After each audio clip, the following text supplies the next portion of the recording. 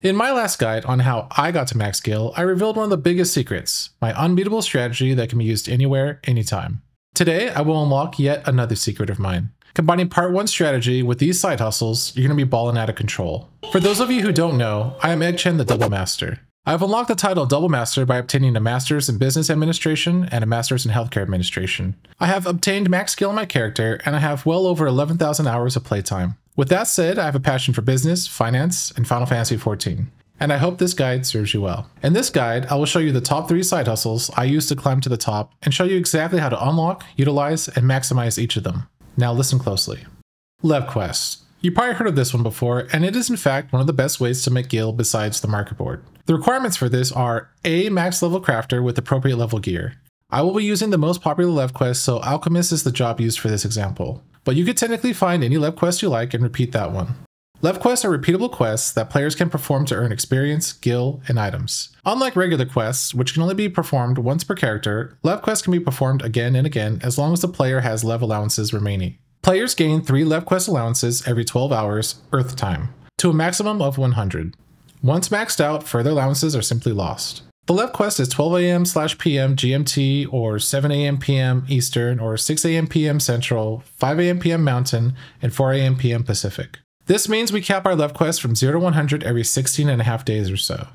So let me explain how we will make some real gil off of these. In each expansion, there's different quests that may be optimal or the easiest. At the time of this recording, the easiest and best lev to repeat is Liquid Competence level 84. I chose this quest over Practical Command as the ingredients are lower level and easier to acquire. The gil difference is a mere 13 gil per turn in. Competent Craftsman's Draught is a level 86 Tradecraft Lev in Old Charlian. Players can start the Levequest by talking to Griggy in Old Charlian at 12.2 by 13.4. In order to make the 3 Competent Craftsman's Draught, you will need 2 of the following. Underground Spring Water, which is found in Lakeland at 36.1 by 14.3. They can also be obtained by a minor retainer, and if you achieve a perception of 2387 on your retainer, they will bring back 50 an hour. Luna Tender Blossom. These can be hunted at Mar Lamentorum at 28 by 31.6. They can also be obtained by the Gemstone Trader in the zone at 21.89 by 12.27. Or a combat retainer with an eye level of 555 or greater can gather 15 an hour. Sweet Asylum can be gathered by a botanist in Raktika Greatwood at 26.9 by 24.6. Botany retainers can retrieve up to 50 an hour with a perception of 2274 or higher. And Kudzuru can be gathered by a botanist in the fringes at 11.9 by 25.2.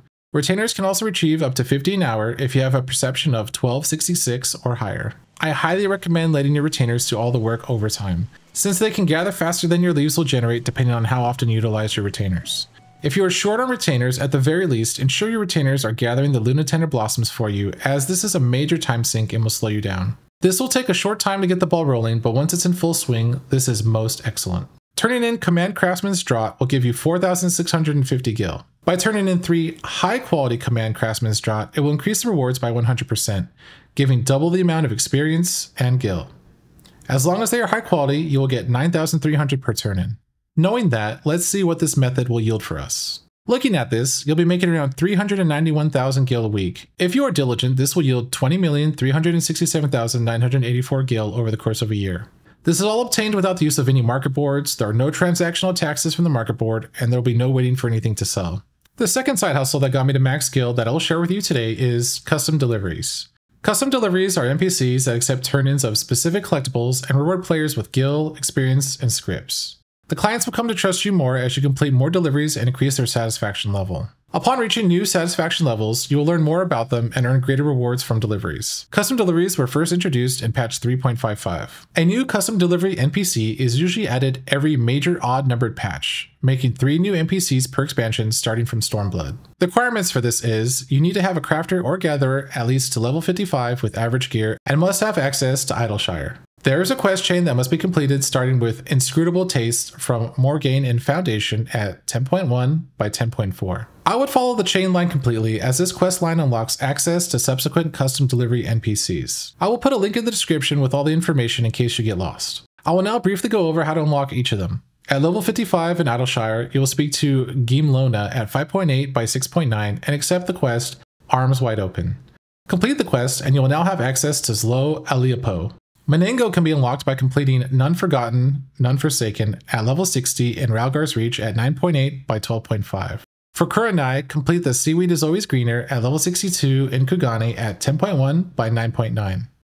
Add Karok can be accessed by completing Between a Rock and a Hard Place at level 66 in Idleshire at 5.8 by 7.0. For Kai Shear at level 70 in Yomor, complete the quest Oh Behive Yourself at 11.7 by 11.7. L2 can be unlocked at level 70 by completing Oh Crafter My Crafter in the Firmament at location 14.2 by 12.7. Charlemagne is also accessed at level 70 and can be unlocked by completing You Can Count on It Found at 8.9 by 8.4, also in the Firmament. Amelians is available at level 80 and can be unlocked by completing Of Mothers and Merchants found in Old Charlian at 12.6 by 9.7. Andin is also accessible at level 80 and he is unlocked by completing That's So Andin found in the Crystarium at 9.3 by 11.3. And the last one for Endwalker is Margrat, who is available at level 80 and unlocked by completing A Request of One's Own. This is started in Old Charlian at 13.8 by 15. There are 10 NPCs to deal with, or you can think of them as options to choose from.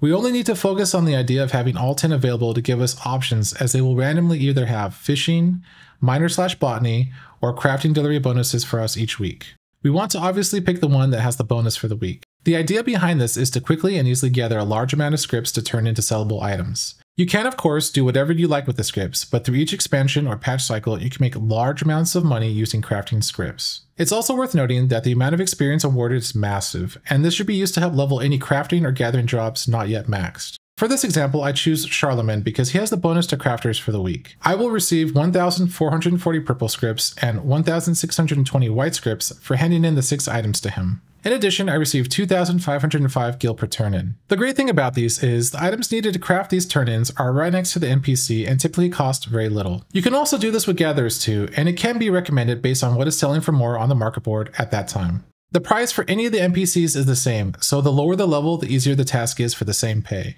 These deliveries are extremely easy, and I wouldn't worry about it too much either way. Now that we have earned our scripts, we will examine what exactly we can buy and what is selling for the most on the markets. Simply purchase the most profitable items and then sell them. Or you can buy subcomponents to help you craft other items to sell for even more. This can be done in any expansion, with the results being best around patches and new releases. I wouldn't be able to quantify this properly, but over the years I'm sure I've made tens of millions with just 5 to 10 minutes a week. Here's the breakdown if you do all 12 as you should for the week. You will receive 2,880 purple scripts, 3,240 white scripts, and 30,060 gil. Looking at the calculation for the year, you'll receive 149,760 purple scripts, 168,480 white scripts, and 1,563,120 gil. Competition can be fierce in these markets, but the items are so highly sought after during patches and releases that you can make a ton of gil. And this brings me to my last side hustle, collectibles. Collectibles used to be one of the very best ways of making gil. I abused the hell out of it. Collectibles used to give between 1 and 2,000 gil per turn-in, and it doesn't sound like much, but that was in addition to getting scripts. It was lucrative and passively gave a ton of gil for something I had to do for mats, crafting books, or for things to sell anyway. Now you only get scripts, but it can still make a ton of gil.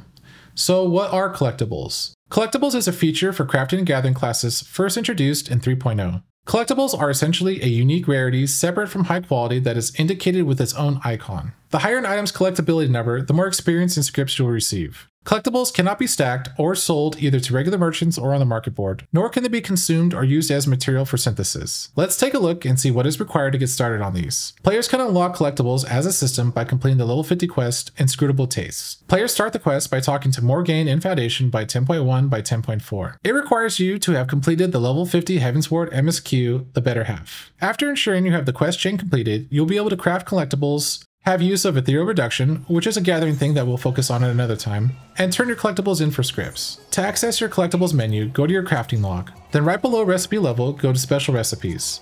Then collectibles.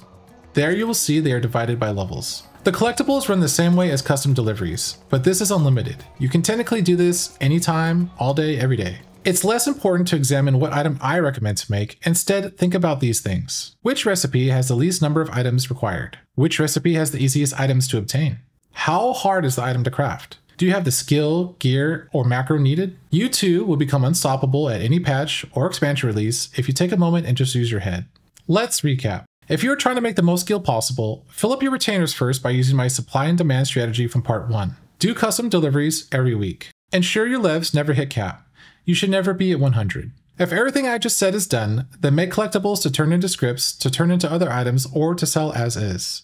There are many ways to make Gil, and this is just simply the way I did it. I really hope you guys found part 2 useful and enlightening. If you enjoyed content like this, please consider taking a look at my Patreon page or hitting the thanks button below. Another free and easy way to support the channel is to hit like or subscribe if you haven't already. Thank you guys so much for watching, and I will see you all next time.